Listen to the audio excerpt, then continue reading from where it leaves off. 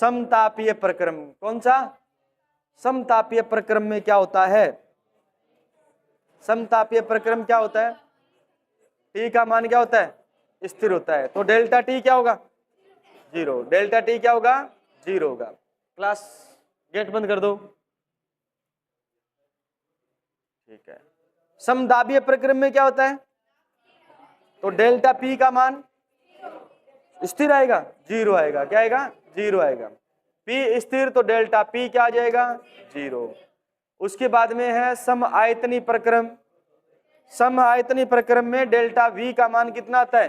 0। क्यों आता है? क्योंकि वी क्या मान होता है? स्थिर। वी का मान होता है। फिर पढ़ा था आपने कौन सा प्रक्रम? रुद्धोष्म प्रक्रम। रुद्धोष्म प्रक्रम के अंदर u का मान क्या होता है?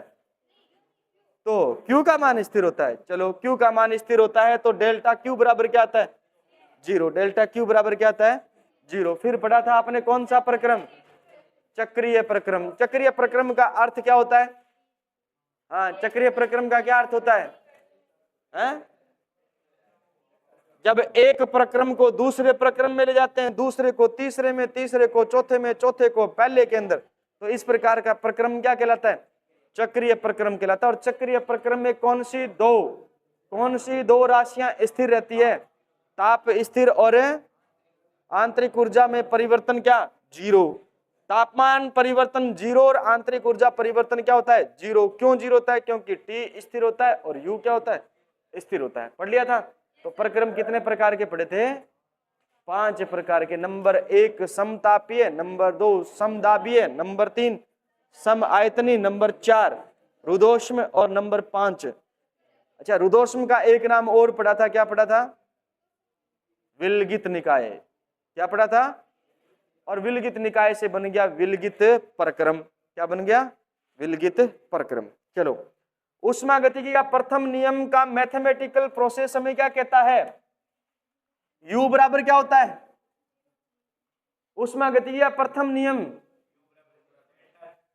U बराबर क्या होता है? Q प्लस में क्या होता है? Q प्लस में होता है W। या इसको लिख सकते हैं आंतरिक ऊर्जा में जो परिवर्तन है डेल्टा U, वो ऊष्मा में परिवर्तन प्लस कार्य में परिवर्तन के क्या होता है? बराबर होता है। ये पढ़ा था। चलो पढ़ते हैं अपन ऊष्मागतिकी के प्रथम नियम को।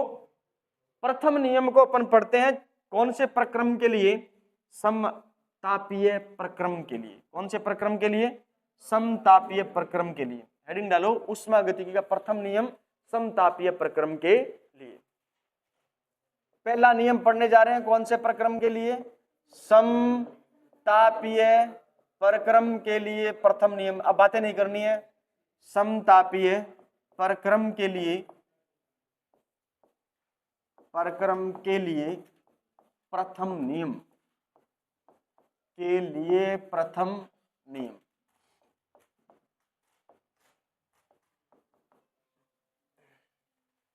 क्या हो गया रे? क्लास तो बंद नहीं होगी।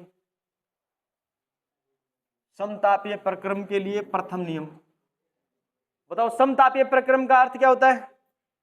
समतापीय प्रक्रम का अर्थ, इसका मतलब डेल्टा टी का मान क्या आता है? जहां पर डेल्टा टी का मान 0 आता है ना, वहां याद रखना है Q का मान क्या होता है? डेल्टा Q का मान 0। डेल्टा Q का मान भी क्या होता है? अरे जब तापमान 0 है तो ऊष्मा का आदान प्रदान होगा क्या? नहीं होगा। ऊष्मा का आदान प्रदान नहीं होगा तो डेल्टा Q का मान क्या आएगा? 0 आएगा। 0। डेल्टा Q U का मान क्या आएगा? 0। आंतरिक ऊर्जा, हाँ तापमान 0 है तो आंतरिक ऊर्जा, ये लिखो आप, U का मान क्या होता है? 0 होता है। या डेल्टा U का मान क्या होता है? 0। अब ठीक है, डेल्टा T बराबर 0, डेल्टा U बराबर क्या होता है? 0। अब प्रथम नियम पढ़ो आप। U बराबर क्या होता है? Q प्लस में क्या होता है? W। या होता है डेल्टा U बराबर में क्या होता है? डेल्टा Q प्लस में क्या होता है? डेल्टा W होता है। ठीक है। अब इसके लिए हमें प्रथम नियम लागू करना है। बताओ U का मान कितना है या डेल्टा U का मान कितना है? तो दोनों में से एक फॉर्मूला उठाओ अपने। U बराबर Q प्लस में क्या? W। तो U का मान कितना रखना आपको? 0 बराबर Q प्लस में क्या लिखना आपको? W। क्लियर है? Q के बराबर लिखोगे W को तो Q बराबर आएगा माइनस का क्या, W, माइनस का क्या आएगा, W आएगा। मतलब डेल्टा Q बराबर में माइनस डेल्टा W। हम कह सकते हैं कि ऊष्मा परिवर्तन ऋणात्मक कार्य के क्या होती है, बराबर होती है। ऊष्मा परिवर्तन ऋणात्मक कार्य की क्या होती है, बराबर होती है। ये पेपर में पूछा गया है, पेपर में पूछा गया है कि ऊष्मा गतिकी का प्रथम नियम जो है समतापीय प्रक्रम के लिए कैसे लिखा जाएगा, सही फॉर्म क्या है। तो डेल्टा Q बराबर में क्या आता है, माइनस का W। मतलब ऊष्मा परिवर्तन ऋणात्मक कार्य की क्या होती है, बराबर होती है। ठीक है, इसको देखो, इधर जीरो क्यों आया, बातें कर रहे हो तो समझो पहले जीरो क्यों आया। समतापीय प्रक्रम में तापमान ऊष्मा परिवर्तन क्या है, जीरो है, तो आंतरिक ऊर्जा में परिवर्तन भी क्या होगा, मतलब आंतरिक ऊर्जा में कोई चेंज नहीं होगा, कोई चेंज नहीं होगा। अगर मैं कहूं कि तापमान T1 से T2 हो गया, मतलब तापमान क्या हो रहा है, परिवर्तन हो रहा है, तब ये ऊर्जा भी क्या होगी, बदलेगी, ऊर्जा भी क्या होगी, बदलेगी। लेकिन जब तापमान क्या है, परिवर्तन जीरो है, तो आंतरिक ऊर्जा में परिवर्तन भी क्या होगा, जीरो होगा। ये प्रथम नियम है, ये क्या है, प्रथम नियम है। ये परिवर्तन के रूप में लिखा है, ये सीधा रूप लिखा है। तो समतापी प्रक्रम के लिए प्रथम नियम लिखना है। तो समतापी प्रक्रम के लिए डेल्टा V का मान कितना है, जीरो। डेल्टा V का मान, सॉरी, डेल्टा U का मान कितना है, जीरो, या U का मान कितना है, जीरो। तो हमने इस नियम के अंदर U का मान रखा कितना, जीरो। जीरो बराबर क्या आया, Q प्लस में क्या आया, W। अब ये वैल्यू अपने पास में Q प्लस में क्या है, W। तो इन दोनों को अलग अलग लिखना है। तो Q प्लस की जगह बराबर लिखो आप, और ये प्लस उधर जाकर के क्या बदल जाएगा, माइनस में बदल जाएगा। क्या बदल जाएगा, माइनस में। तो Q बराबर माइनस क्या आ गया, W आ गया। अब इसको इस प्रकार भी लिख सकते हो, डेल्टा Q बराबर में माइनस डेल्टा W लिख सकते हो, माइनस डेल्टा W लिख सकते हो आप। ठीक है ना। तो प्रथम नियम के अनुसार समतापीय प्रक्रम में ऊष्मा परिवर्तन या ऊष्मा जो होती है वो कार्य के ऋणात्मक मान के क्या होती है, बराबर होती है। कार्य के ऋणात्मक मान में क्या होती है, बराबर। बताओ ऋणात्मक, जब W का मान ऋणात्मक कब आ सकता है, W का मान ऋणात्मक कब आ सकता है।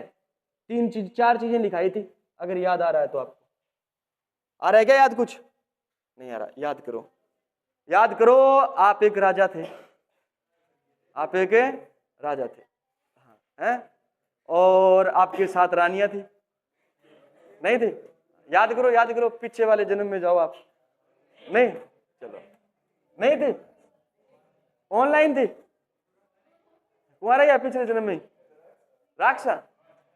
चलो देखो, ये है हमारे पास में एक ऊष्मा गतिकीय निकाय तंत्र है, तंत्र है ना। इस तंत्र को बाहर से एनर्जी देंगे, बाहर से ऊष्मा देंगे, तो याद रखना ये Q का मान क्या आता है, प्लस में। Q का मान क्या आता है, तंत्र की ऊष्मा बाहर निकलेगी, यानी तंत्र ऊष्मा दे रहा है, तब याद रखना है Q का मान क्या आता है, नेगेटिव। तंत्र पर किया गया कार्य, तंत्र पर किया गया कार्य क्या, पॉजिटिव। क्या आएगा, पॉजिटिव। और तंत्र द्वारा किया गया कार्य, मतलब क्या हुआ, नेगेटिव W का, तंत्र द्वारा किया गया कार्य। तो ये जो ऊष्मा है, ये जो ऊष्मा है, ये तंत्र द्वारा किए गए कार्य की क्या होती है, बराबर होती है। तंत्र द्वारा किए गए कार्य की क्या होती है, तो द्वारा कार्य किया जाएगा तंत्र द्वारा, तो W का मान क्या आएगा, माइनस आएगा ना, आएगा नहीं आएगा। मैंने अगर यहां पर ये लिख देता मैं कि तंत्र द्वारा किया गया कार्य, तो आता है नेगेटिव, और ये ऊष्मा तंत्र पर किए गए कार्य के बराबर होती है, तब क्या W का मान क्या आता, पॉजिटिव आता। तब W का मान क्या आता, पॉजिटिव आता। समझ गए। चलो लिखिए, दोबारा लिखाऊं इसको, दोबारा लिख लेते हैं। वैसे तो नोट्स आज मिल जाएंगे आपको, अभी कॉपी हो रही है। समतापीय प्रक्रम के लिए डेल्टा T का मान आता है जीरो, इसलिए डेल्टा U का मान क्या हो जाएगा, जीरो। हम जानते हैं कि प्रथम नियम क्या है, U बराबर में क्या होता है, Q प्लस में क्या होता है, W। या होता है, आप सबको पता है, आंतरिक ऊर्जा में परिवर्तन डेल्टा Q प्लस में क्या होता है, डेल्टा W के होता है। ठीक है ना। u का मान कितना रखा आपने 0, u का मान रखा आपने 0, तो आपके पास में q प्लस w ये है, ठीक है ना, q प्लस में w ये है, तो q बराबर क्या आ जाएगा फिर माइनस का क्या आ जाएगा w, या आ जाएगा क्या, या आ जाएगा डेल्टा q बराबर माइनस डेल्टा w। लिखो फिर एक लाइन लिख लेना। अरे समझ आया, थोड़ा थोड़ा बात ना करो फिर सारो समझ आ।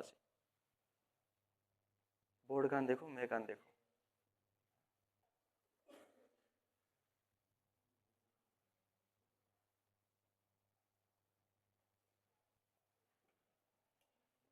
लिखाऊं, पहले इसको उतार लो फिर आगे लिखना है।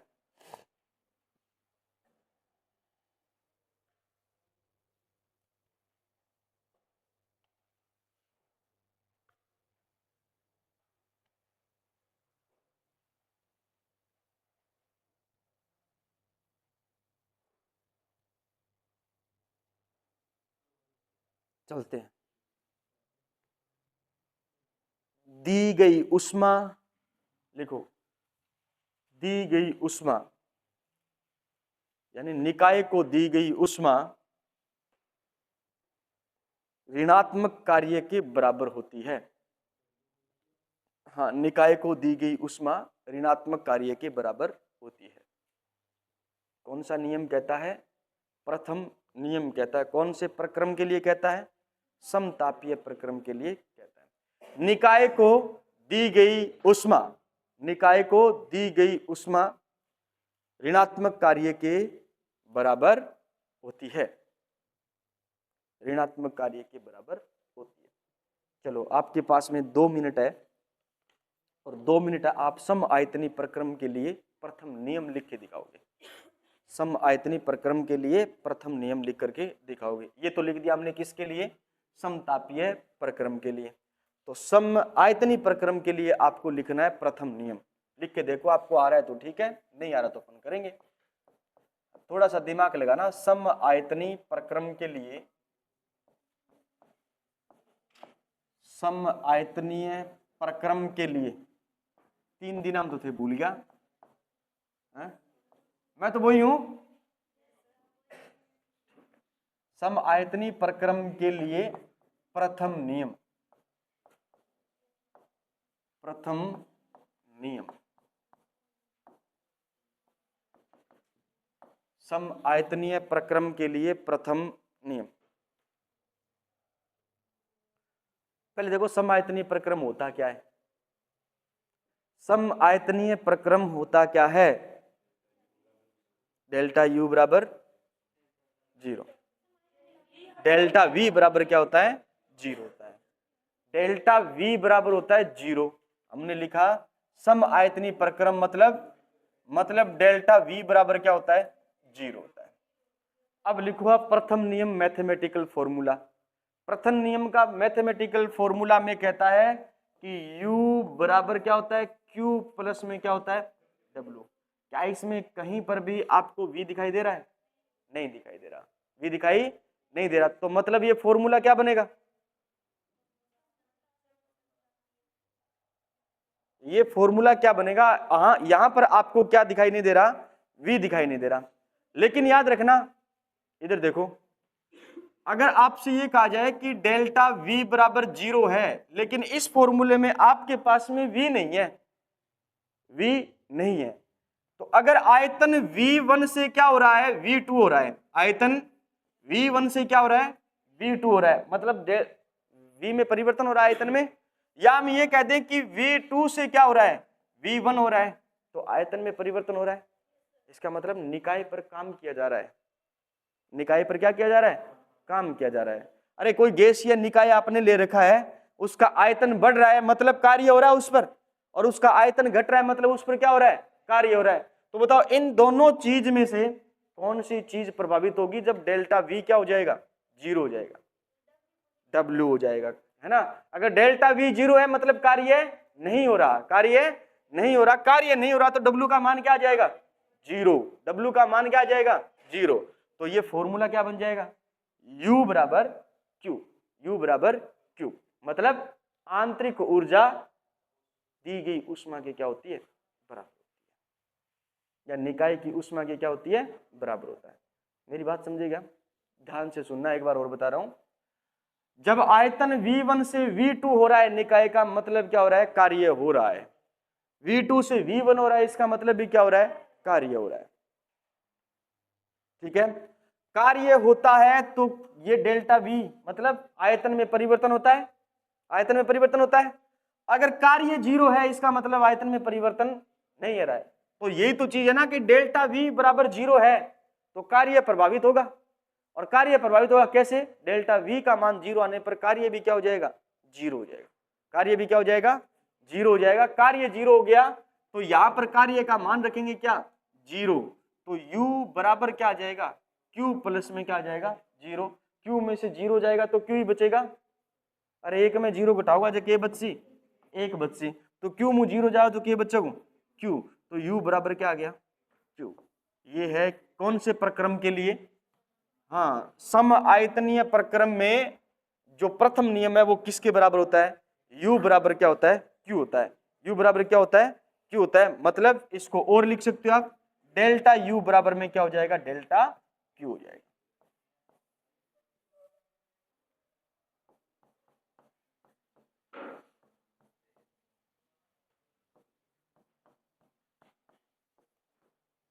लिख लो।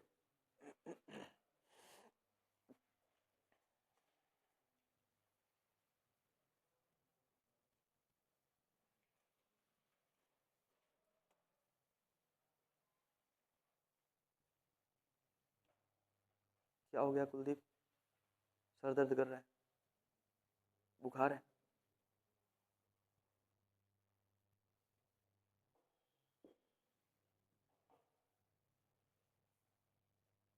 समझ आया क्या?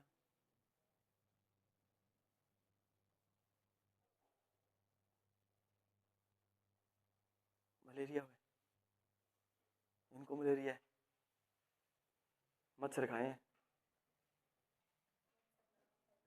हैं? मच्छर को मच्छर खा रहे हैं, देखो। चले आगे, चलो इसके बाद में है समदाबीय प्रक्रम।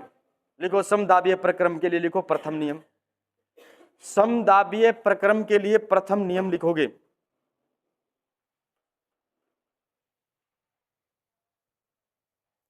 समदाबीय प्रक्रम के लिए प्रथम नियम लिखोगे।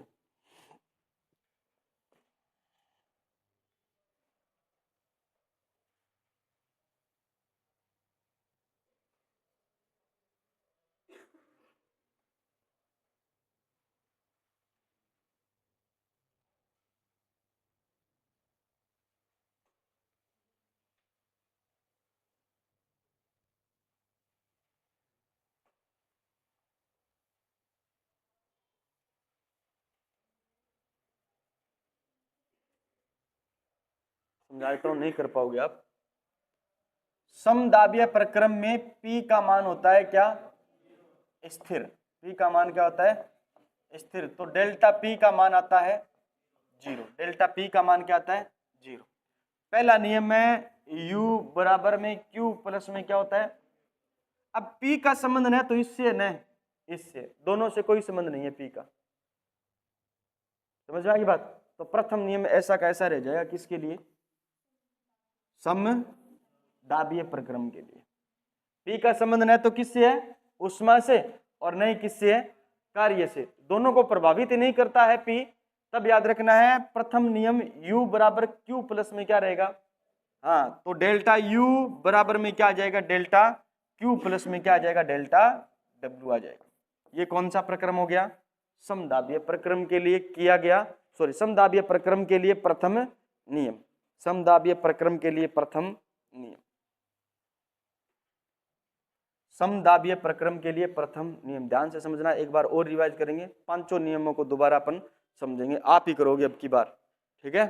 कितने नियम पढ़ लिए हमने, पहला नियम, कितने प्रक्रम के लिए पढ़ लिया, 3 प्रक्रम के लिए। पहला पढ़ा समतापीय, फिर पढ़ा सम आयतनीय, फिर पढ़ा आपने कौन सा, सम दाबीय, सम दाबीय। चलो फिर तीसरा, चौथा लिखोगे रुदोषम प्रक्रम।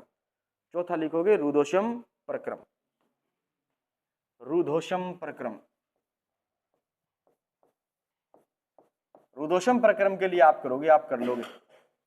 रुदोषम प्रक्रम, इसके लिए आप कर लोगे भी।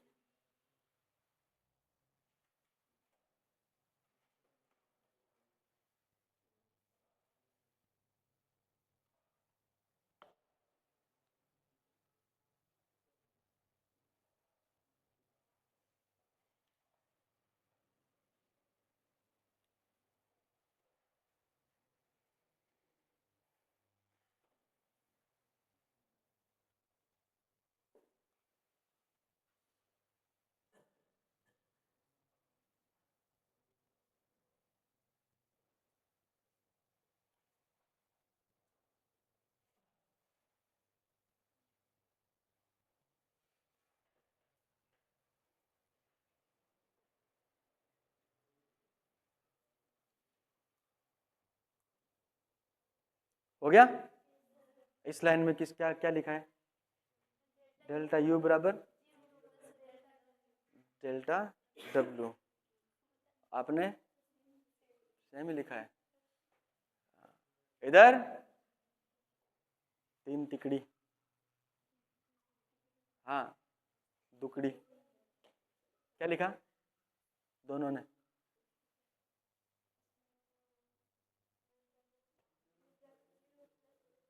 u बराबर 0 प्लस डब्ल्यू, डेल्टा यू बराबर डेल्टा डब्ल्यू, ठीक है। हाँ हाँ ठीक है, तो सबका ठीक है। हाँ लिखा सेम, लिखा, नकल ना करियो आप। हाँ तो सोचो अब ऐसे ही बोले आप लेर बोलते हैं। डिपार्टमेंट गलत भी तो उसके है? हाँ, और डिपार्टमेंट गलत भी तो उसके है। उम्मीद है अपन के डिपार्टमेंट होशियार हुए, लेकिन गलत भी तो उसके है? क्या लिखा है? डेल्टा यू बराबर डेल्टा डब्ल्यू। चलो देखो, रुदोषम प्रक्रम के लिए किसका मान नियत होता है? Q का। Q बराबर स्थिर है तो डेल्टा Q बराबर क्या आएगा? 0। ये तो सबको पता है। प्रथम नियम क्या कहता है? प्रथम नियम ये कहता है U बराबर Q प्लस में क्या होता है? W। इसका मान क्या है और प्लस में क्या है? W, तो बराबर क्या आता है? अरे 0 जोड़ोगे किसी चीज में, 1 प्लस में क्या जोड़ा आपने?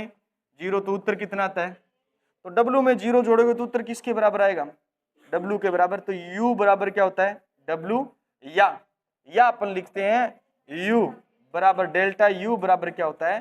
डेल्टा W होता है। ये कौन से प्रक्रम के लिए है? रुदोषम प्रक्रम के लिए प्रथम नियम है। रुदोषम प्रक्रम के लिए क्या होता है? प्रथम नियम है। चलो लास्ट एंड फाइनल, चक्रीय प्रक्रम। चक्रीय प्रक्रम, चक्रीय प्रक्रम के लिए आपको प्रथम नियम लिखना है। लिख के दिखाओ, लिखो चक्रीय प्रक्रम के लिए प्रथम नियम।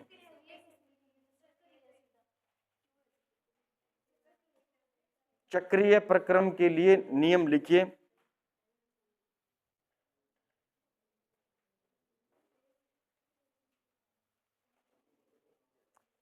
चक्रीय प्रक्रम के लिए T स्थिर होता है, इसका मतलब डेल्टा T क्या आता है? 0।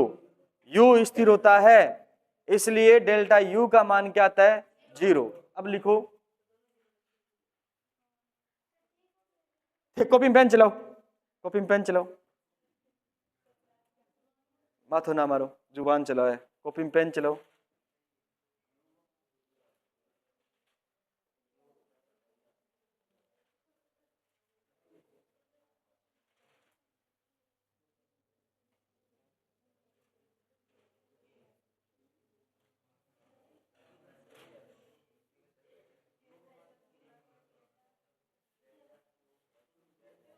कितना उत्तर आया? Q बराबर माइनस, और कहां पड़ा था ये? और किस में पड़ा था? समतापीय प्रक्रम में। समतापीय प्रक्रम में भी तो डेल्टा T 0 आता है, और डेल्टा T 0 होता है, इसका मतलब डेल्टा U का मान वहां पर क्या था? 0 था। तो चक्रीय प्रक्रम और समतापीय प्रक्रम दोनों के लिए सेम है ना। चलो इधर देखो, चक्रीय प्रक्रम में हमने लिखा है, बातें नहीं करनी, आप समझ लो ना, समझ लो ना, समझो समझो। चक्रीय प्रक्रम, चक्रीय प्रक्रम के लिए एक तो तापमान का मान कितना होता है, स्थिर होता है। तापमान परिवर्तन का मान कितना होता है, डेल्टा टी का मान क्या होता है, इसलिए डेल्टा यू बराबर क्या होता है, 0 होता है। डेल्टा यू बराबर क्या होता है, सेम यही कंडीशन थी कौन से प्रक्रम के लिए, समतापीय प्रक्रम के लिए। कौन से प्रक्रम के लिए, प्रथम नियम में ये कहता है कि U बराबर Q प्लस में क्या होता है, W। Q प्लस में क्या होता है, W। तो U का मान कितना है, तो Q प्लस में क्या आया, W, और इन दोनों को अलग करके लिखेंगे तो Q बराबर माइनस का क्या आएगा, W। Q बराबर माइनस का क्या आएगा, W। या लिख सकते हैं अपन क्या, डेल्टा Q बराबर में क्या लिख सकते हैं, माइनस डेल्टा W लिख सकते हैं। बोलो भारत माता की। ठीक है, लिखो, लिख लिया। हाँ, अब बिना देख करके 5 मिनट के अंदर, बिना देख करके 5 मिनट के अंदर पांचों लिख दो रफ कॉपी में, बिना देख करके लिखना है। एक प्रश्न पक्का है, 4 नंबर पक्के करवा रहा हूं मैं। उष्मागतिकीय प्रथम नियम लिखना आएगा, बिना देख के लिख दो, शोगन लगेगी अगर कहीं देख देख के नकल मारिए तो। ठीक है, ना पड़ोसी का देखोगे, ना पीछे जो कॉपी में किया वो देखोगे, शोगन लगेगी है, विद्या पढ़ाएगी लगेगी फिर है जी। हाँ नहीं,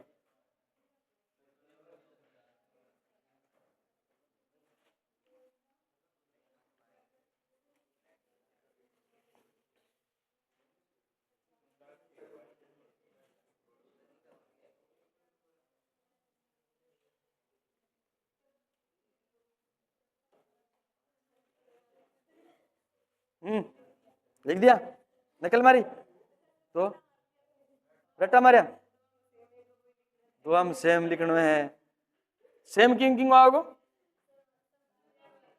चलो लिखो लिखो लिखो लिखो लिखो लिखो लिखो, एक तो सामने लिखिड़ो पड़ो है, दोनों सेम लिखनो है, दोनों लिखनो।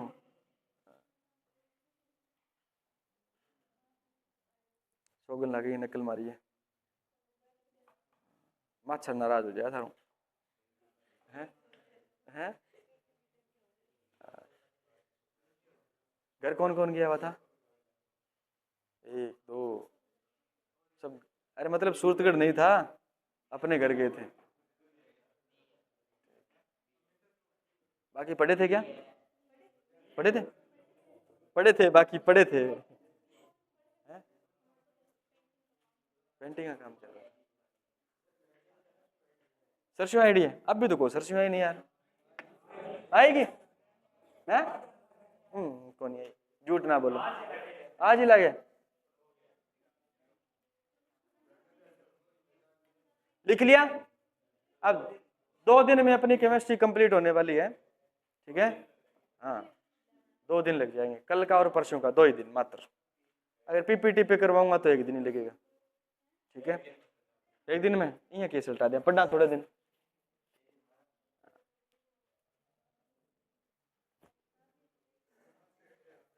चलो लिखिए अब अगला, ऊष्माधारिता। लिख लिया ना सबने, कर लोगे ये प्रश्न, कर लोगे नहीं कर लोगे, कर लोगे। लिखो ऊष्माधारिता, ऊष्माधारिता, धारिता मतलब धारण करना, किसको धारण करना, ऊष्मा को धारण करना। किसको धारण करना, ऊष्मा को धारण करना। हीट कैपेसिटी कहते हैं इसे, क्या कहते हैं इसे, हीट कैपेसिटी। इसे लिखा जाता है HC से, किससे लिखा जाता है, HC से लिखा जाता है हीट कैपेसिटी, ऊष्माधारिता। अब परिभाषाओं में आपको कंफ्यूजन नहीं होना है, डायरेक्ट परिभाषा पूछी जाए तो परिभाषाएं आपको याद करनी है। क्या करनी है, याद करनी है। देखो पहली, ऊष्माधारिता की लैंग्वेज ये कहती है किसी भी पदार्थ, किसी भी पदार्थ, किसी भी पदार्थ का तापमान, पदार्थ का तापमान, तापमान 1 डिग्री सेंटीग्रेड, 1 डिग्री सेंटीग्रेड तक बढ़ाने के लिए, तक बढ़ाने के लिए, बढ़ाने के लिए दी गई उष्मा, बढ़ाने के लिए दी गई उष्मा, उष्मा क्या कहलाती है? दी गई उष्मा क्या कहलाती है? उष्माधारिता कहलाती है। मान लीजिए पानी है, पानी का तापमान 1 डिग्री सेंटीग्रेड तक बढ़ाने के लिए क्या दे दिया आपने? उष्मा दे दी, क्या कहलाएगी? उष्माधारिता। मतलब पानी का तापमान अभी था 45 डिग्री, 45 से कितना करना है? 46 करना है, तो कितना बढ़ाया आपने? 1 डिग्री। तो वो 1 डिग्री तापमान बढ़ाने के लिए बाहर से क्या देनी पड़ेगी? उष्मा देनी पड़ेगी। उसी उष्मा की मात्रा क्या कहलाती है? उष्माधारिता कहलाती है। क्या कहलाती है? उष्माधारिता। मात्रक पूछा जाता है, हीट कैपेसिटी Hc का जो मात्रक होता है वो याद रखना क्या होता है। पहले तो फॉर्मूला देखो, फॉर्मूला होता है इसका Q upon delta T. Q upon delta T. Q क्या है? उष्मा। Q क्या है? उष्मा। और डेल्टा टी क्या है? ताप में परिवर्तन, मतलब तापमान है। हाँ, तो उष्मा का मात्रक होता है जूल। क्या होता है? जूल। और जूल प्रति क्या होता है? टाइम का मात्रक क्या हो गया? सेकंड। टाइम का मात्रक क्या हो गया? सेकंड। या हम लिख सकते हैं joule, JOULE, joule upon second. या अपन लिख सकते हैं joule second inverse, joule second inverse. समझ गए? मतलब ये हुआ, इसको जूल को लिखा, जूल को दर्शाने के लिए क्या लिखा? J लिखा, S सेकंड ऊपर लेके जाएंगे, किस में बदलेगा? माइनस में बदलेगा, जूल प्रति सेकंड या जूल इनवर्स। ये होता है इसका मात्रक। और हीट कैपेसिटी का फॉर्मूला पूछा जाए तो हम बताएंगे Q upon delta T. Q upon delta T लिखिए, जूल प्रति सेकंड। टाइम का SI मात्रक क्या होता है? SI मात्रक क्या होता है टाइम का? हाँ, आपने ध्यान नहीं दिया। ये तापमान है। क्या है ये? तापमान है। यहां पर क्या आएगा? सेकंड आएगा। सेकंड आएगा क्या? तो तापमान का मात्रक लिखना है, टाइम का मात्रक नहीं लिखना। तापमान का मात्रक क्या होता है? केल्विन होता है, जूल बटा केल्विन। मेरे से गलती हुई है, ध्यान देना है, आप गलती मत करना। ये क्या है? केल्विन। जूल प्रति क्या होता है? केल्विन। ये तापमान है, समय नहीं है, ठीक है ना? हाँ, यहां पर भी क्या आएगा? केल्विन, जूल प्रति केल्विन। और ये बन जाएगा जूल केल्विन, क्या बन जाएगा? इनवर्स। अब ठीक है। डेल्टा टी, टी का मतलब होता है तापमान। क्या होता है? तापमान। तापमान का सही मात्रक होता है केल्विन, ठीक है? तो जूल केल्विन इनवर्स इसका क्या रहेगा? मात्रक रहेगा। फिर लिखो मोलर ऊष्माधारिता नंबर 2, मोलर ऊष्माधारिता। मोलर ऊष्माधारिता ये लिख लिया, मोलर ऊष्माधारिता।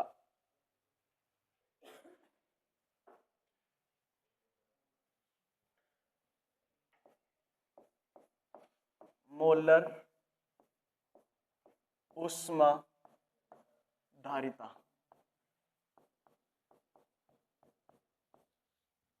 मोलर ऊष्माधारिता का मतलब होता है किसी पदार्थ के 1 मोल का तापमान, किसी पदार्थ के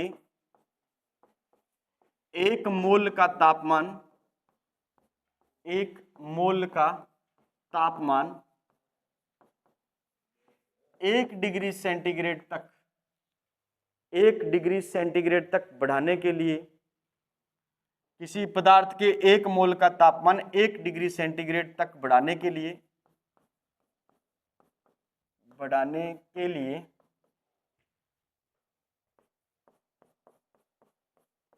दी गई ऊष्मा, दी गई ऊष्मा क्या कहलाती है? मोलर ऊष्माधारिता कहलाती है, ठीक है? ऊष्माधारिता क्या थी? किसी पदार्थ का तापमान 1 डिग्री सेंटीग्रेड तक बढ़ाने के लिए दी गई ऊष्मा क्या थी? ऊष्माधारिता थी। अब हमने पदार्थ की मात्रा को क्या कर दिया? फिक्स कर दिया। पदार्थ की मात्रा को क्या कर दिया? फिक्स। कितना फिक्स कर दिया? 1 मोल। 1 मोल पदार्थ का तापमान 1 डिग्री सेंटीग्रेड तक बढ़ाने के लिए दी गई ऊष्मा क्या कहलाएगी?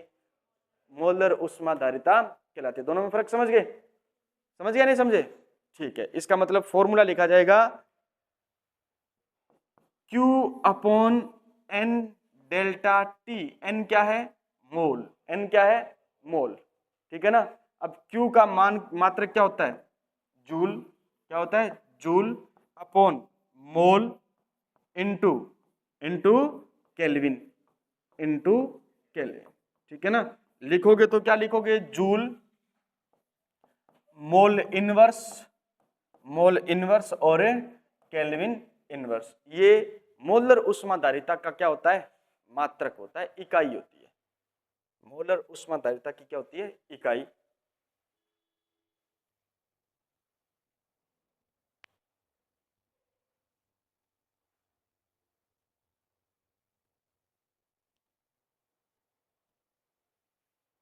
नंबर 3 पर लिखो आप, विशिष्ट ऊष्माधारिता।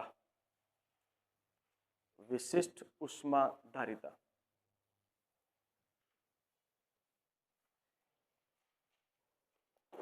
विशिष्ट ऊष्माधारिता।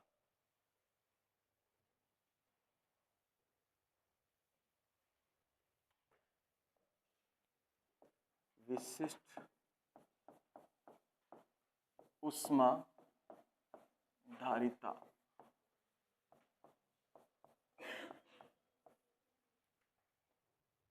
एक ग्राम पदार्थ का तापमान, एक ग्राम पदार्थ का तापमान, ये गुड मॉर्निंग नहीं है, ग्राम है, ठीक है। एक ग्राम पदार्थ का तापमान, पदार्थ का तापमान 1 डिग्री सेंटीग्रेड बढ़ाने के लिए, 1 डिग्री सेंटीग्रेड बढ़ाने के लिए दी गई ऊष्मा, दी गई ऊष्मा क्या कहलाता है? विशिष्ट ऊष्माधारिता कहलाती है। विशिष्ट ऊष्माधारिता को लिखा जाता है CS से, CS से। Specific heat capacity, specific heat capacity बराबर होती है Q अपॉन, बताओ 1 ग्राम है, क्या है? ग्राम। ग्राम मतलब द्रव्यमान, मास, डेल्टा T, डेल्टा T। मात्रक बना सकते हैं, जूल और ग्राम इनवर्स और केल्विन इनवर्स बन जाएगा। जूल, ग्राम इनवर्स और केल्विन इनवर्स, ये होता है इसका मात्रक। ठीक है। कितनी ऊष्माधारिता पढ़ ली हमने? तीन प्रकार की ऊष्मा पढ़ ली है। पहली पढ़ी थी हमने ऊष्माधारिता, दूसरा पढ़ा हमने मोलर ऊष्माधारिता। मोलर ऊष्माधारिता को लिखा जाता है CM से, है ना, CM से, मतलब मोलर हीट कैपेसिटी, CM से। ठीक है। तीसरा पढ़ा आपने कौन सी ऊष्माधारिता? विशिष्ट ऊष्माधारिता। तीनों में फर्क क्या है? पहली जो पढ़ी थी आपने वो थी किसी पदार्थ का तापमान, कोई मात्रा निश्चित नहीं है, कोई मात्रा निश्चित, किसी भी पदार्थ का तापमान 1 डिग्री सेंटीग्रेड तक बढ़ाने के लिए दी गई ऊष्मा क्या कहलाती है? ऊष्माधारिता कहलाती है, ऊष्माधारिता कहलाती है। फिर आपने पढ़ा मोलर ऊष्माधारिता, मतलब किसी पदार्थ के 1 मोल का तापमान 1 डिग्री सेंटीग्रेड तक बढ़ाने के लिए दी गई ऊष्मा क्या कहलाती है? मोलर ऊष्माधारिता कहलाती है। ठीक है ना। और फिर आपने पढ़ा नंबर 3 विशिष्ट ऊष्माधारिता, मतलब पदार्थ की मात्रा को निश्चित कर दिया, पदार्थ की मात्रा को निश्चित कर दिया। पदार्थ कितना लेना है? 1 ग्राम ही लेना है। कितना? 1 ग्राम पदार्थ का तापमान कितना? 1 डिग्री सेंटीग्रेड तक बढ़ाने के लिए दी गई ऊष्मा क्या कहलाती है? विशिष्ट ऊष्मा कहलाती है। क्या कहलाती है? विशिष्ट ऊष्मा कहलाती है। ठीक है ना, समझ गए? अच्छा, ऊष्माधारिता का मात्रक क्या होता है? ऊष्माधारिता का मात्रक जूल प्रति केल्विन, जूल प्रति मोलर ऊष्माधारिता का जूल प्रति मोल और केल्विन। और फिर विशिष्ट ऊष्मा का क्या होता है? जूल प्रति ग्राम और केल्विन। ठीक है ना। अब इनवर्स वगैरह आप चेंज कर लोगे, भाग से ऊपर ले जाना, क्या लगा जाओगे? इनवर्स। ठीक है। 3 प्रकार की क्या ये ऊष्माधारिता है। क्लियर है? कोई दिक्कत है? मात्रक बता दोगे, परिभाषा पहचान जाओगे, कौन किसकी परिभाषा है? पहचान लोगे ना? चलो लिखो एंट्रोपी। एंट्रोपी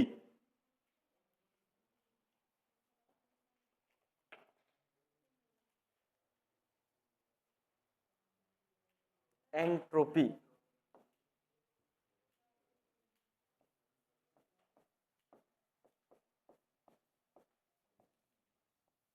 एंट्रोपी इससे लिखते हैं एस से।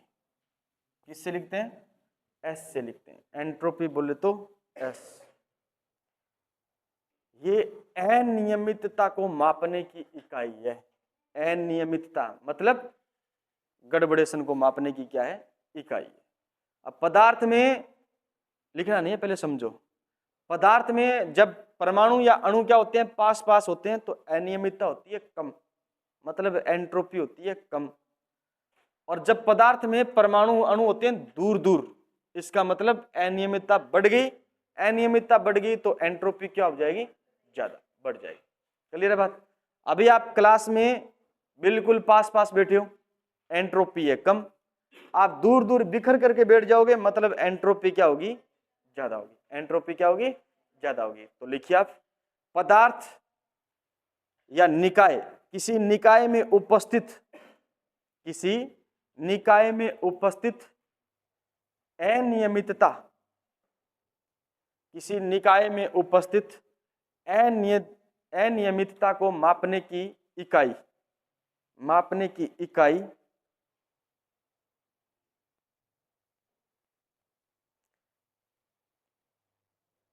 किसी निकाय में उपस्थित अनियमितता को मापने की इकाई, मापने की इकाई एंट्रोपी कहलाती है। एंट्रोपी कहलाती है। या किसी तंत्र को, किसी तंत्र को निश्चित तापमान पर दी गई ऊष्मा, किसी तंत्र को निश्चित तापमान पर दी गई ऊष्मा एंट्रोपी कहलाती है। किसी तंत्र को निश्चित तापमान पर दी गई ऊष्मा एंट्रोपी कहलाती है। इसका मतलब S बराबर Q अपॉन T। S बराबर Q अपॉन T। बताओ T क्या है? तापमान है। मैंने डेल्टा T क्यों नहीं लिखा? तापमान को क्या कर दिया? निश्चित। तापमान को क्या कर दिया? निश्चित। इसलिए क्या नहीं है? डेल्टा T नहीं है। ठीक है ना? Q क्या है? ऊष्मा। निश्चित तापमान पर किसी तंत्र को दी गई ऊष्मा ही क्या कहलाती है? एंट्रोपी कहलाती है। अब बताओ, अगर ऊष्मा दोगे, पानी को ऊष्मा दी, बताओ एंट्रोपी बढ़ेगी या एंट्रोपी घटेगी? पहले तो देखो एंट्रोपी है क्या? अनियमितता। अनियमितता का मतलब बिखरेड़ा, दूर दूर। जितना बिखरापन ज्यादा होगा एंट्रोपी उतनी क्या होगी? अब हमने पानी लिया, पानी के कण है पास पास, एंट्रोपी क्या है? कम। जैसे ही पानी को तापमान दिया, तापमान दिया, कण क्या हो गए? दूर दूर, तो एंट्रोपी क्या हो जाएगी? बढ़ जाएगी। एंट्रोपी क्या हो जाएगी? बढ़ जाएगी। लिखिए, एक होता है प्रक्रम अनुत्क्रमणीय और एक होता है उत्क्रमणीय। अनुत्क्रमणीय और उत्क्रमणीय। अनुत्क्रमणीय का मतलब क्या होता है? अनुत्क्रमणीय का मतलब क्या होता है? केवल एक तरफ, केवल एक तरफ। और दोनों तरफ को क्या बोलते हैं? तो लिखो, अनुत्क्रमणीय प्रक्रम के लिए, अनुत्क्रमणीय प्रक्रम के लिए, अनुत्क्रमणीय प्रक्रम के लिए, प्रक्रम के लिए डेल्टा एस टी एंट्रोपी परिवर्तन, डेल्टा एस टी निश्चित ताप पर एंट्रोपी परिवर्तन 0 से अधिक होती है। 0 से क्या होती है? अधिक होती है। 0 से अधिक होती है। और उत्क्रमणीय परिवर्तन के लिए, उत्क्रमणीय परिवर्तन के लिए डेल्टा एस टी बराबर होती है किसके? 0 के। बराबर होती है किसके? 0 के। मैं बताऊं एंट्रोपी कौन से प्रक्रम के लिए ज्यादा है? अनुत्क्रमणीय के लिए ज्यादा है। 0 से ज्यादा है, और ये क्या है? 0 है। क्लियर है बात? तो इसके लिए एंट्रोपी का मान क्या होगा? ज्यादा, और इसके लिए एंट्रोपी का मान क्या होगा? कम। 0 के बराबर होगा। ठीक है, अब एग्जाम्पल लिखने आपको, लिखते जाओ। सभी प्राकृतिक क्रियाएं, सभी प्राकृतिक क्रियाएं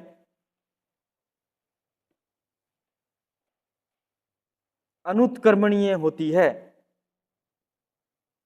सभी प्राकृतिक क्रियाएं अनुत्क्रमणीय होती है।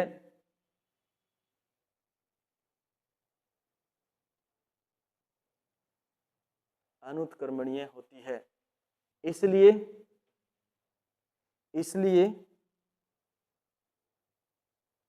इनमें एंट्रोपी बढ़ती है। एंट्रोपी बढ़ती है।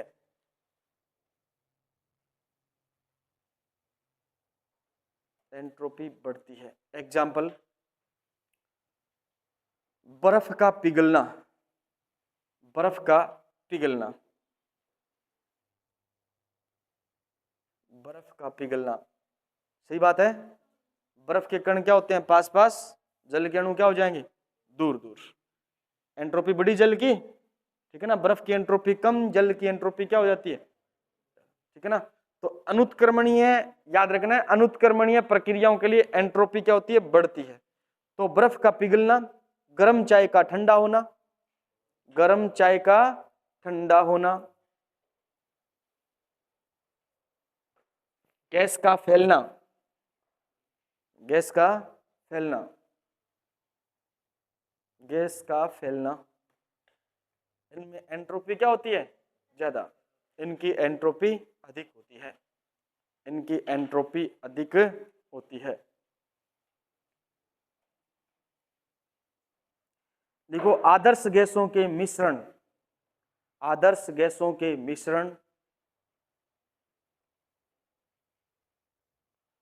आदर्श विलयन, आदर्श विलयन, चारकोल पर गैस का अधिशोषण, दोबारा बोलूं, आदर्श गैसों का मिश्रण, आदर्श विलयन, आदर्श विलयन, इनमें एंट्रोपी बढ़ेगी, इनमें एंट्रोपी, चारकोल वाला एक बार काट दो, इनमें एंट्रोपी बढ़ेगी, इनमें एंट्रोपी बढ़ेगी,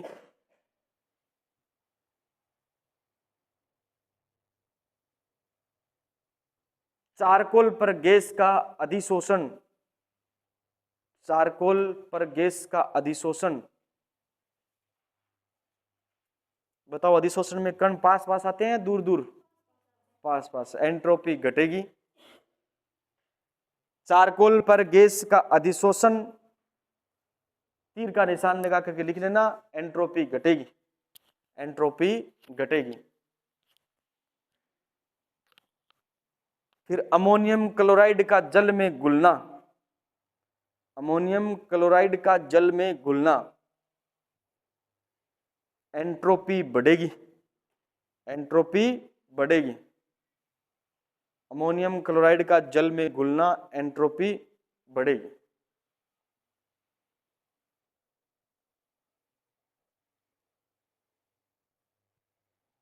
अब बताओ, द्रव से जब वाष्प बनता है तो एंट्रोपी बढ़ती है, घटती है, बढ़ती है, इसलिए गैसों की एंट्रोपी सर्वाधिक होती है। लिखो, नोट में लिखो, गैसों की एंट्रोपी सर्वाधिक होती है, गैसों की एंट्रोपी सर्वाधिक होती है, गैसों की एंट्रोपी सर्वाधिक होती है।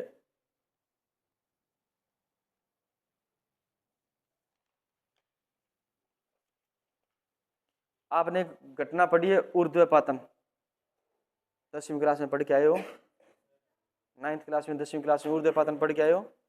लॉकडाउन था, नहीं था, 10th में था, 8th में था, तो 9th में आपने ऊर्ध्वपातन पढ़ा होगा, सब्लिमेशन, नहीं पढ़ा,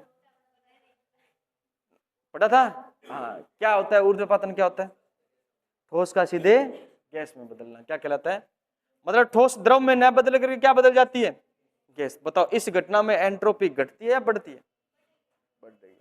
ठोस की एंट्रोपी क्या होती है, सबसे कम, और गैस की क्या होती है, सबसे ज्यादा।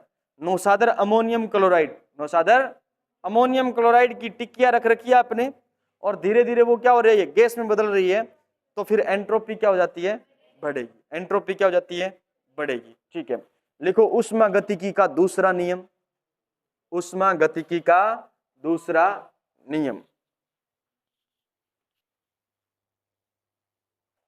ऊष्मागतिकी का दूसरा नियम। समझने वाली कोई बात नहीं है इसमें, आप सिर्फ इतना लिखो, यह नियम थ्योरेटिकल चीज है, कोई मैथमेटिकल प्रोसेसिंग नहीं है इसका। यह नियम स्वतः प्रक्रम हमारे सिलेबस का हिस्सा नहीं है। यह नियम स्वतः प्रक्रम, और यह नियम स्वतः प्रक्रम, मतलब स्वतः प्रक्रम हमारे सिलेबस का हिस्सा नहीं है। ऊष्मागतिकी के नियम तो है, ठीक है, लिखो यह नियम स्वतः प्रक्रम तथा एंट्रोपी की जानकारी देता है।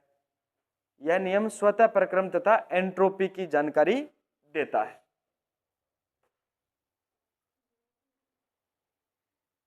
एंट्रोपी की जानकारी देता है।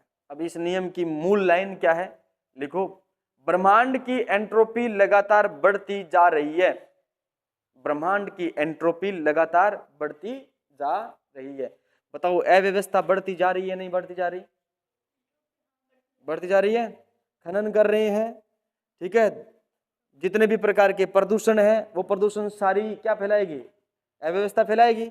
अब आप कहोगे सर खनन कर रहे हैं तो पृथ्वी का भार क्या होता है, कम होता है, नहीं, ऐसा नहीं होता। पदार्थ, जो पदार्थ निकाल रहे हो उससे दूसरा पदार्थ निर्मित कर रहे हो या नहीं कर रहे हो, लेकिन प्रकृति अव्यवस्थित होगी।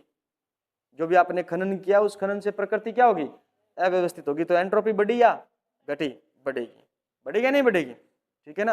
हाँ, जल को आपने क्या किया, प्रदूषित किया, जल को क्या किया, प्रदूषित, तो जल के एंट्रोपी क्या हो जाएगी, बढ़ेगी, जल की एंट्रोपी क्या होगी, बढ़ेगी, ठीक है ना। चलो, ये मूल लाइन है इस नियम की, क्या, ब्रह्मांड की एंट्रोपी लगातार बढ़ती जा रही है। कौन सा नियम है, ऊष्मागतिकी का दूसरा नियम है। कौन सा नियम है, दूसरा नियम है। चलो नेक्स्ट लाइन लिखोगे, प्रत्येक अनुत्क्रमणीय प्रक्रम में एंट्रोपी बढ़ती है। प्रत्येक अनुत्क्रमणीय प्रक्रम के लिए एंट्रोपी बढ़ती है। नेक्स्ट लाइन से लिखना है, प्रत्येक अनुत्क्रमणीय प्रक्रम के लिए एंट्रोपी बढ़ती है।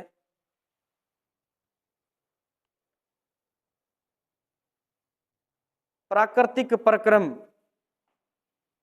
प्राकृतिक प्रक्रम अनुत्क्रमणीय तथा स्वतः होते हैं।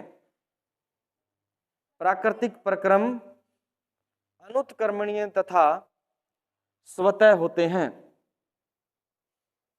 स्वतः होते हैं।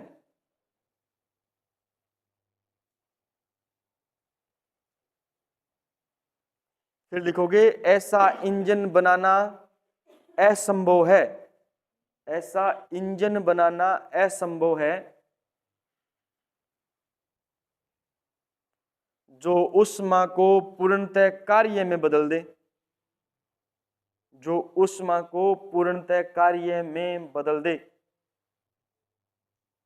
मतलब आप एक इसे इंजन को निर्माण कौन कर सका कि इंजन ने जितनी ऊष्मा देवांगा आप बीतू या पान के करके दे दे, कार्य करके दे दे। समझ गए मेरी बात, यानी ऐसा इंजन बनाना असंभव है जो पूर्णतः ऊष्मा को, दी गई पूर्ण ऊष्मा को किस में बदल दे, कार्य में बदल दे। ठीक है, ये कौन सा नियम है, दूसरा नियम है। मूल बात एक याद रखनी है, ब्रह्मांड की एंट्रोपी लगातार बढ़ती जा रही है। कौन सा नियम कहता है, ये दूसरा नियम कहता है, ऊष्मागतिकी का दूसरा नियम। फिर लिखो तीसरा नियम, ऊष्मागतिकी का तीसरा नियम।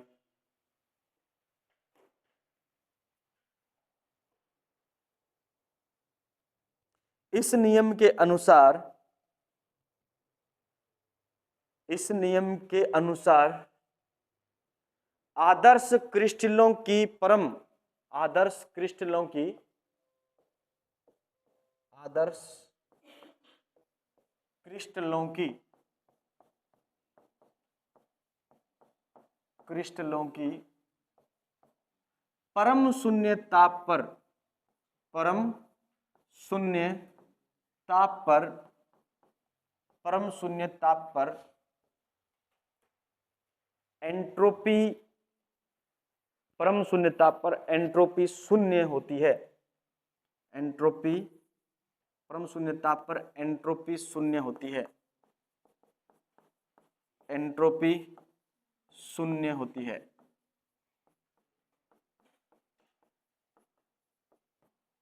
शून्य होती है, ठीक है। तो एंट्रोपी शून्य किसकी होगी?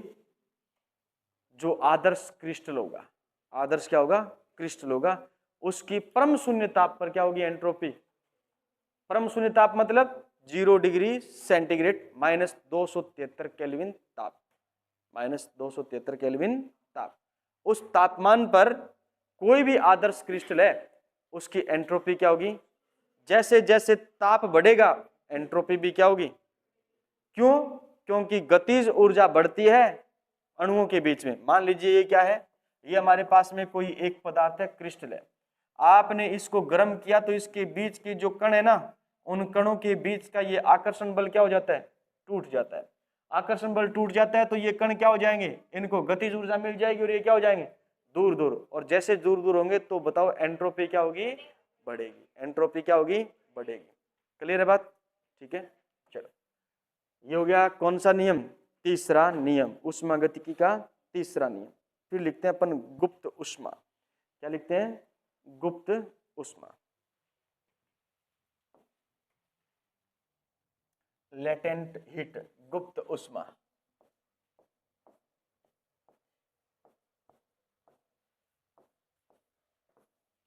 समझो गुप्त ऊष्मा को।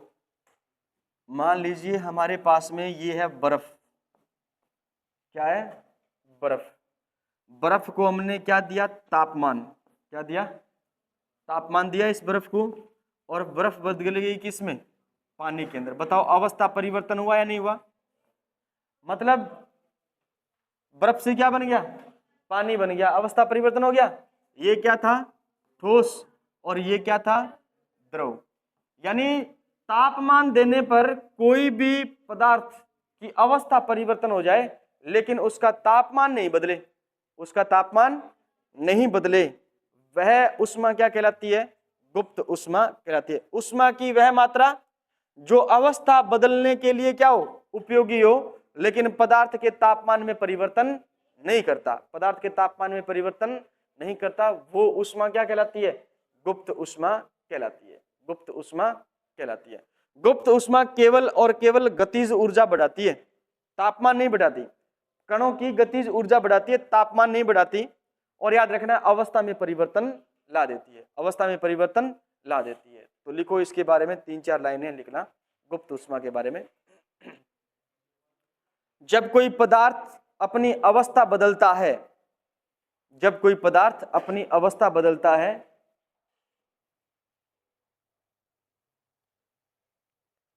अवस्था बदलता है और तापमान नहीं बदलता, और तापमान नहीं बदलता, अवस्था बदलता है तापमान नहीं बदलता,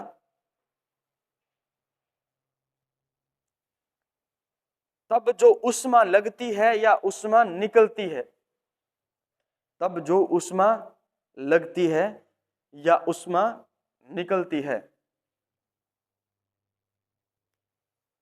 ऊष्मा लगती है या निकलती है, उसे गुप्त ऊष्मा कहते हैं। गुप्त ऊष्मा कहते हैं।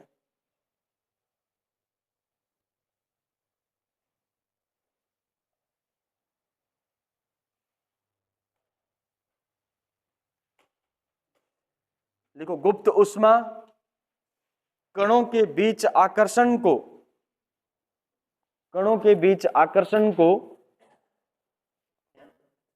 तोड़ने में लगती है। कणों के बीच आकर्षण को तोड़ने में लगती है।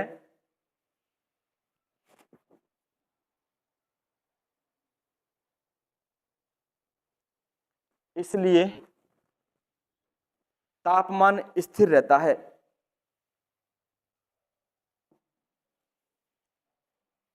तापमान स्थिर रहता है। गुप्त ऊष्मा के प्रकार। गुप्त ऊष्मा के प्रकार, नंबर 1 लिखोगे गलन ऊष्मा। नंबर 1 गलन ऊष्मा।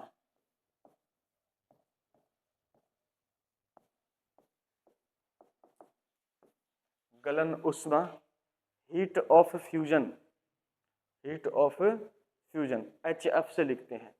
किससे लिखते हैं? HF से। बस इतना याद रखना, गलन उष्मा। गलन उष्मा का मतलब क्या होता है? मान लीजिए, अच्छा गलता कौन है? द्रव गलता है या ठोस गलता है या गैस गलती है? ठोस। तो सीधी सी बात यही है, ये ठोस को किस में बदलेगी? अरे द्रव में बदलेगी। किस में बदलेगी? द्रव में बदलेगी। अब मात्रा ले ली हमने क्या? 1 किलोग्राम ठोस को, 1 किलोग्राम ठोस को उसके गलनांक तापमान पर, किसके तापमान पर? गलनांक तापमान पर द्रव में बदलने के लिए क्या हो? आवश्यक हो। द्रव में बदलने के लिए क्या हो? आवश्यक हो।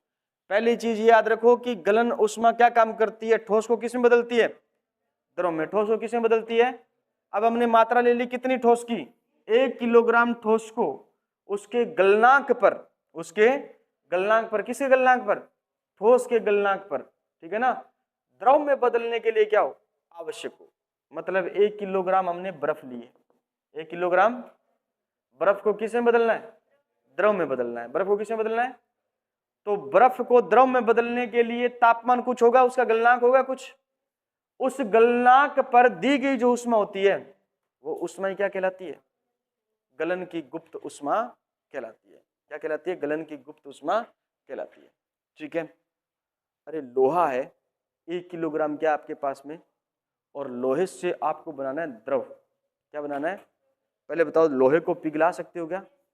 बहुत ज्यादा तापमान पर पिघला सकते हैं, पिघला सकते हैं। अब वो तापमान कितना होगा? मान लीजिए वो 2000 केल्विन क्या है? तापमान है। कितना केल्विन तापमान है? 2000 केल्विन तापमान है। 1 किलो क्या है? लोहा। 2000 केल्विन तापमान से पहले लोहा क्या है? ठोस अवस्था रहेगा। क्या रहेगा? हाँ, तो गलनांक पर ठोस से द्रव में बदलने के लिए जो क्या होगी? उष्मा होगी।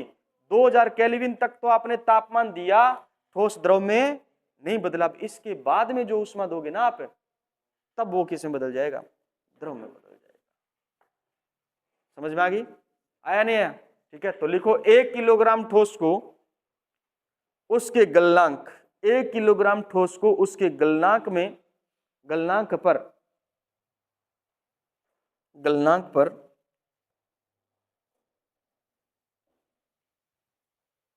द्रव में बदलने के लिए, गलनांक पर द्रव में बदलने के लिए जितनी उष्मा चाहिए,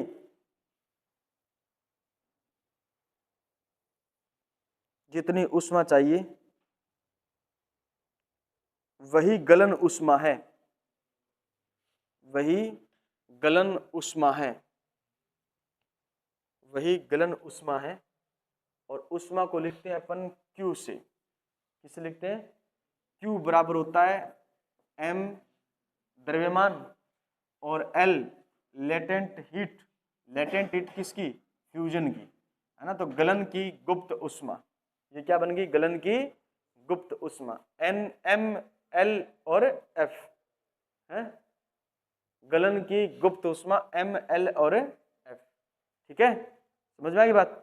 अब देखो, द्रव्यमान आपको दिया हुआ मिलेगा और ये लेटेंट हीट आपको क्या दी हुई मिलेगी? पेपर में दी हुई मिलेगी। दोनों का गुणा करोगे तो ये आ जाएगी आपके पास में उसकी गुप्त उष्मा। लिखो, बर्फ के लिए लगभग ये, बर्फ के लिए लगभग ये 3.34 गुणा 10 की पावर 5, 10 की पावर 5 जूल प्रति किलोग्राम होती है। जूल प्रति किलोग्राम होती है, जूल प्रति किलोग्राम होती है। ध्यान दो, मेरी बात क्या कहना चाहता हूं मैं। बर्फ को इतनी उष्मा दोगे ना, इतनी उष्मा दोगे, तब तक वो इससे पहले, किससे पहले? मान लीजिए 3.34 इंटू 10 की पावर 4 जूल प्रति किलोग्राम। यहां तक तो वो क्या है? मतलब उसके बीच अणु जो है, बर्फ के अणु हैं, उनके कणों के बीच का आकर्षण बल अभी टूट रहा है। अभी वो किस में नहीं बदला? द्रव के अंदर नहीं बदला, तो उसका गलनांक कितना, उसका गलनांक इतना, उसका गलनांक कितना, लगभग इतना। इससे ज्यादा आप क्या दोगे, एनर्जी दोगे, तो ठोस किस में बदल जाएगी, द्रव में बदल जाएगा। वही क्या है, इसकी गलन की उष्मा है। तो लगभग कितनी होती है, लगभग होती है 3.34 इंटू 10⁵ जूल प्रति किलोग्राम। ये गलन की गुप्त उष्मा है, किसके लिए, बर्फ के लिए, किसके लिए, बर्फ के लिए। ठीक है, समझ गए। यही तो कारण है, बर्फ जब किस में बदल जाता है, द्रव में बदल जाता है, तो पानी फिर भी क्या लगता है, ठंडा ही लगता है। पानी फिर भी क्या लगता है, ठंडा ही लगता है, गर्म लगता है क्या, नहीं लगता। ठीक है, चलो आज के लिए इतना ही, आज के लिए इतना ही। नोट्स मिल जाएंगे अभी आपको।